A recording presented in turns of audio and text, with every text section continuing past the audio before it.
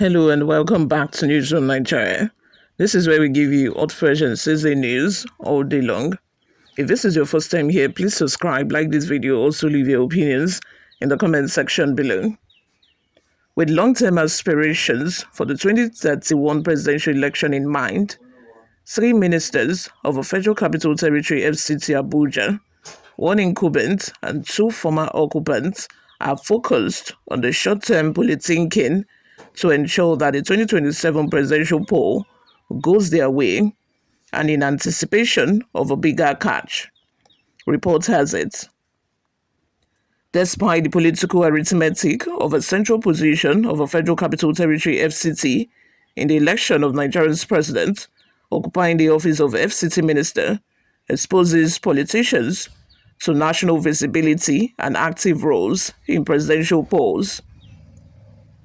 That characterization comes alive when evaluating the political activities of Nasir El-Rufai, Bala Mohammed and Nyesom Wike in the lead-up to the 2027 general elections. Apart from incumbent Ezewo Nyesom Wike, former occupant of office of the FCT minister, who progressed from that office to become governors of their home states, including Bala Mohammed and El-Rufai, are currently leveraging the influence and exposure garnered from the influential office to sway decisions in their respective political circles and platforms.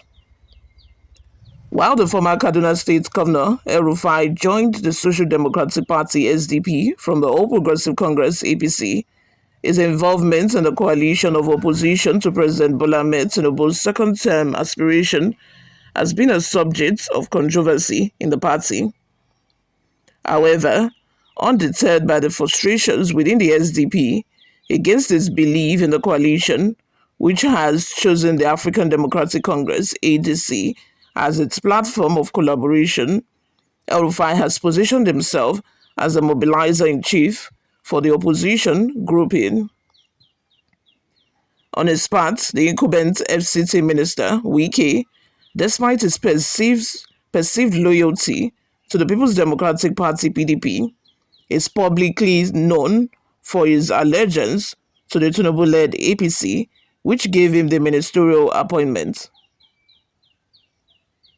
For Bala Mohammed, apart from being introduced to national politics by virtue of having served as FCT minister, his position as chairman of a PDP Governors Forum has combined to make him a person of influence in the ongoing conversations about the critical 2027 election. All three are engaging the polity from their respective positions in the following unique ways. Mohammed, righting PDP's wrongs. Some days ago, former President Goodluck Jonathan and the 2019 vice presidential candidate of the PDP, Mr. Peter Obi, had a closed-door meeting in the Abuja residence of a former president and PDP leader. The details of that meeting were not made public by Obi, who was also the 2023 presidential contender of the Labour Party. Talked about the visit through a post on his X, formerly known as Twitter handle. He said that I quote, "Today in Abuja, I met with my very dear elder brother, statesman and leader, former President Goodluck Jonathan. We had a beautiful and fruitful closed-door meeting and discussed the state of our dear nation," he posted last Thursday. The Guardian, however, gathers that the two leaders discussed extensively the political developments in the country, particularly contending issues and positions defining the 2027 presidential contest. A mutual friend of Obi and the former president confided in the Guardian that apart from comparing notes on their inferences, both men commended the effort of a Bauchi state governor to mend the PDP and won it away from a culture of betrayals that spanned 2013 through 2023. The former president re-echoed his concerns about betrayals. He was not happy that some politicians derive pleasure in creating false narratives just to feather their political caps. He expressed relief at the former Kano State Governor, Malam Ibrahim Shekarau, is being approached to preside over the affairs of a PDP. Obi recalled Shekarau's days as Minister of Education and expressed the hope that the former Kano governor should be supported to drive the reforms in the party as a stepping stone to building a new Nigeria. The statesman said, adding that both men resolved not to allow ongoing plots to distract their desire to make Nigeria work. As chairman of a PDP GF, the Bauchi State governor has been relentless in his clamor for the zoning of a PDP presidential slot to the south, even as his close associates believe that the emergence of a Christian president, standard bearer, from the south would automatically place him, Bala, at a vantage point to be on the ballot as a possible presidential running mate. Appearing on Channels Television's signature political program, Politics Today, Governor Mohammed declared last month that the PDP was considering former Presidents Goodluck Jonathan and Peter Obi as possible presidential candidates for the 2027 general elections. Apart from Jonathan and Obi, the Bauchi State governor disclosed that there were other prominent southern politicians who could be considered if they showed interest in the PDP, even as it dismissed insinuations that he was tactically working on the ground to deputize Governor Seyi Makinde of Oyo State as a presidential contender. Also, shortly after the PDP National Executive Committee, NEC, formally zoned the presidential tickets to the south, the Bauchi State governor explained that the party's unsuccessful run for the 2023 presidency was due largely to the open contest that favored a northern runner. According to the PDP GF chairman, balancing the presidential ticket for 2027 was key to returning PDP to its former stature as the main national political platform, stressing we need a Christian from the south to emerge as presidential candidate, with a Muslim from the north as running mate. The APC's Muslim ticket did not take into cognizance our diversity.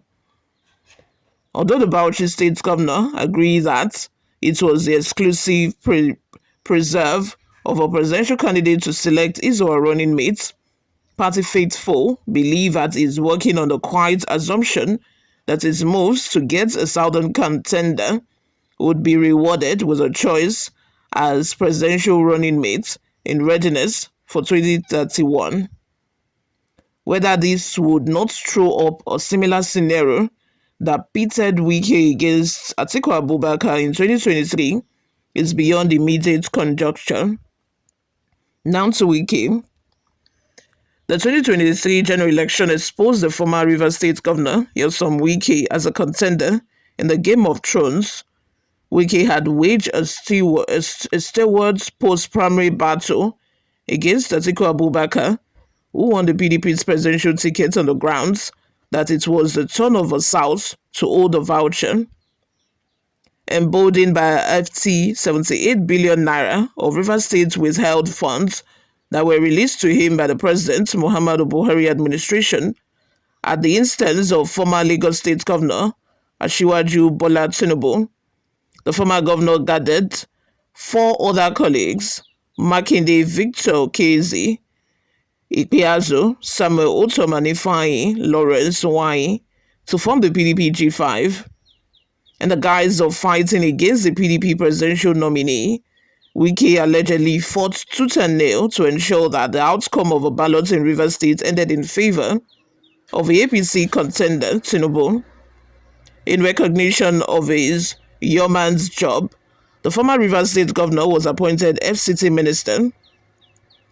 Although he has been carrying his former colleagues along in various ways, including recommendations for possible ambassadorial appointments by the Tinubu-led federal government, Wike enjoys the best of two worlds.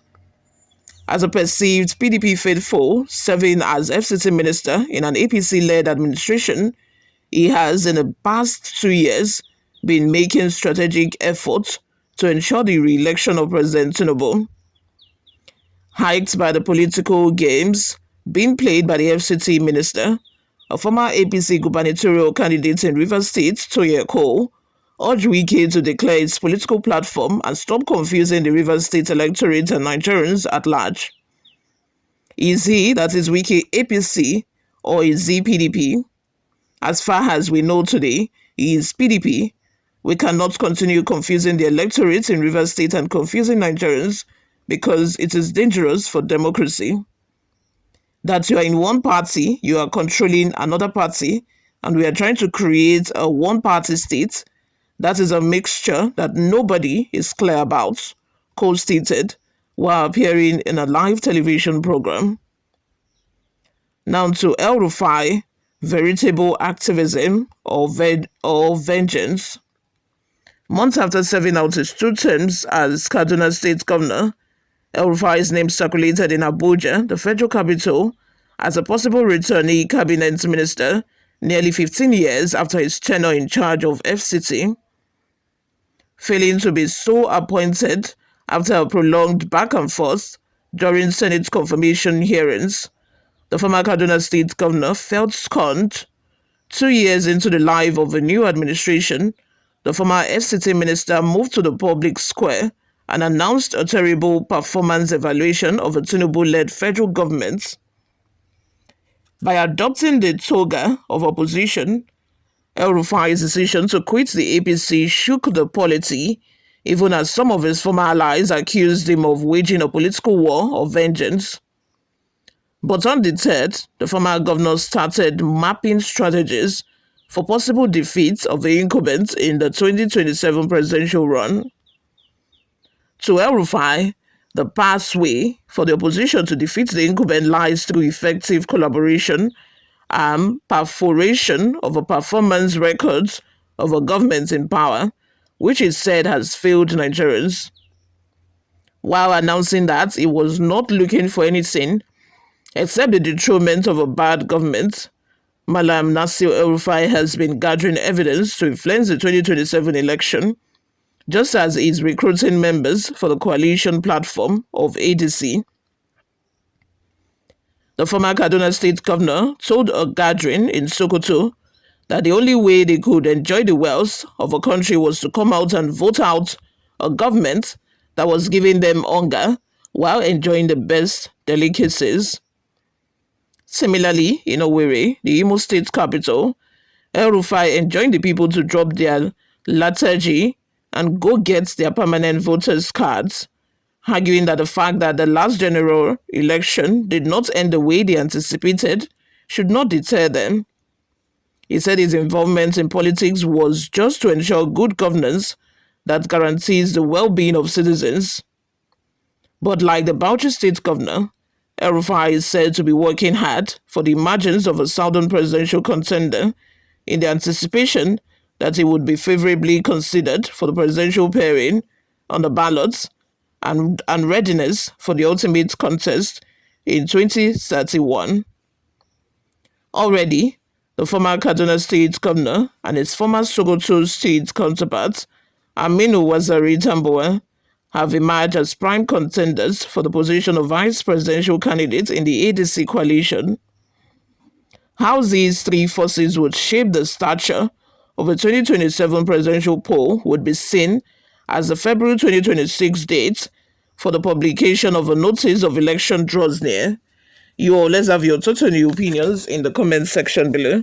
Please subscribe if you have not already done that, guys. I'll see you all in my next video. Bye for now.